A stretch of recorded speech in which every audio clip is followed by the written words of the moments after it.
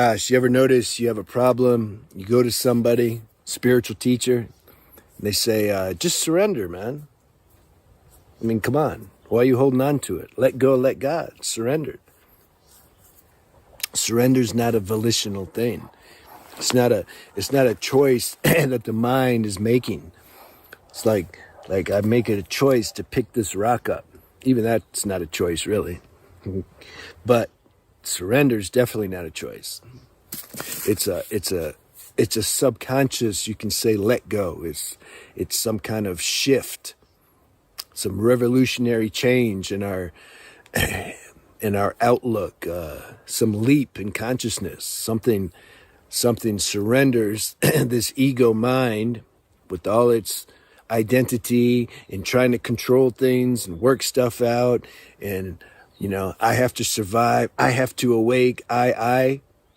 That little I, me, it gets surrendered. Well, how are you going to do that? Is it the little I that's going to surrender itself? It's just going to say, I think I want to trust God now, and so I'm going to surrender. By default, the software in this little individual I, it doesn't surrender. It can't. There would be no life. Something would get hard or something, and then it would just say, okay, I'm done. I'm surrendered. Its job, the mind, it's all connected. The individual little I and ego and the mind and all that, it's the same. They're all friends. They're all like stuck in each other. Its job is to experience what it's like to be this autonomous individual that's making decisions, and then I'm going this way and that way and journeying, and I'm looking for enlightenment and awakening, and I made a mistake. I did good. I'm better than them. You see, it's a very personal, individual I. At some point, though, that I begins to suffer its play, its projections. It's like if a director in Hollywood, he was making movies and stuff, and at some point, he just started suffering his movies somehow. Maybe you got too many bad reviews. And so there becomes an organic let go. The movie director or producer, he just organically doesn't want to make movies anymore. But he's not responsible for that.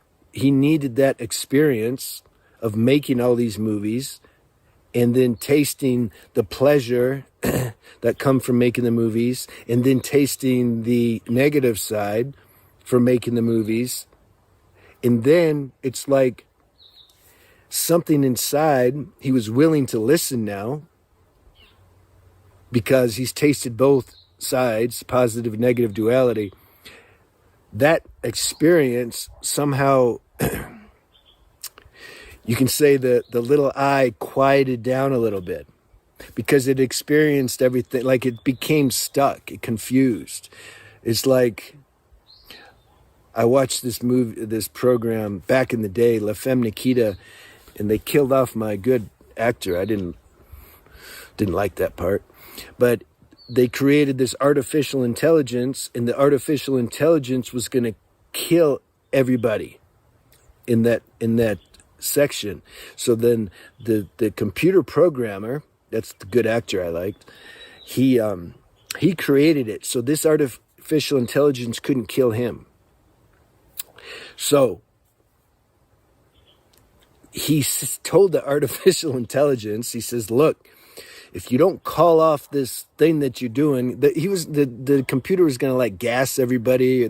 He locked him. They locked him, all the people in the room. He says, if you don't stop that, I'm going to kill myself. And he had these shock things that were going to electrocute him. And the computer was stuck. He says, I need time to think. We don't have any time. No. Now, call this thing off. He couldn't compute. And then the countdown with the gas.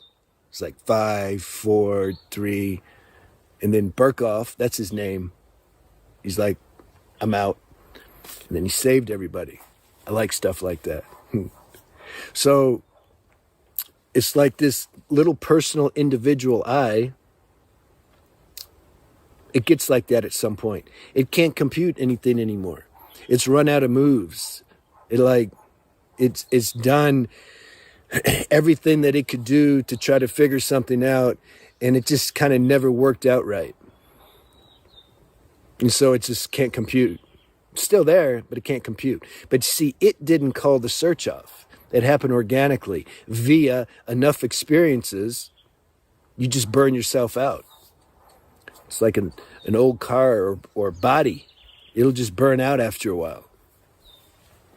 So this whole individual ego thing, it burns out after a while. And then there's a natural surrender. But it doesn't end there. It's almost like, it's like when it burns out, and then there's this natural, we have access then to our deeper nature, which does the surrendering. You can say the true spiritual sadhaka is born at that point. Now he knows the difference between the little individual I and his higher self. It's like, damn, I like this higher self. So then attention starts to go more into the higher self, and guess what happens? The little I starts to get like renewed, it starts to recuperate because it's not burning itself out anymore. So it starts to, and then the higher self is like bringing it back to life on some level. The little I's like taking the energy now, the life force, that's the new life force that's flowing because we've tasted surrender. So then that's the game. That's where sadhana becomes efficient, is to keep the attention more into this higher awareness. Otherwise, the little I is going to take all your gains and then spend it, and then you're going to be low again. And then you're going to be like, how do I surrender? The sun's coming out. You see it? No. Oh, no. Maybe like that, right? Yeah. So that's the game. That's the game in life. There's no like you call off the search, one and you're done, surrender. I was talking to a guy today doing a consult, and his mind was messing with him like that. He's like, but I see all these videos and they say you're just done. Like you have some Hollywood movie magic theatrical experience of awakening, and then you're done. He's like, man, I haven't had that. So maybe I haven't had it. Maybe I'm not awake. See, the mind will do all that. It knows how to mess with us and to get us back into the little I. But once we've tasted the surrender, once we know what the mind's job is and how its job is to torture us, it tortures itself. It tortures the little I. The little I tortures itself, is what it does. It's some sick, masochistic, cosmic joke, It's all good, though. Once we're hip to that game, then it's like our discerning deeper wisdom powers, it checks out of the virtual reality show that the little I is always creating. It's like it takes the headset off. Or a better way of saying it, there's awareness of this higher self that's not wearing the VR headset. And so somehow the attention goes back into that. It's like, okay, yeah. I don't want to play the VR game right now. And then we forget, and it's like, well, let me just dabble. I can dabble. And so this is the thing. We keep going back and forth like that. So don't take that serious. That's destiny. That has to happen like that. Otherwise, it wouldn't happen. We got to go through the whole thing, not surrendering, and then surrendering a little bit, and then losing the surrender, and then coming back to the surrender. The whole show runs itself. Knowing that can kind of help you relax when you're in the show.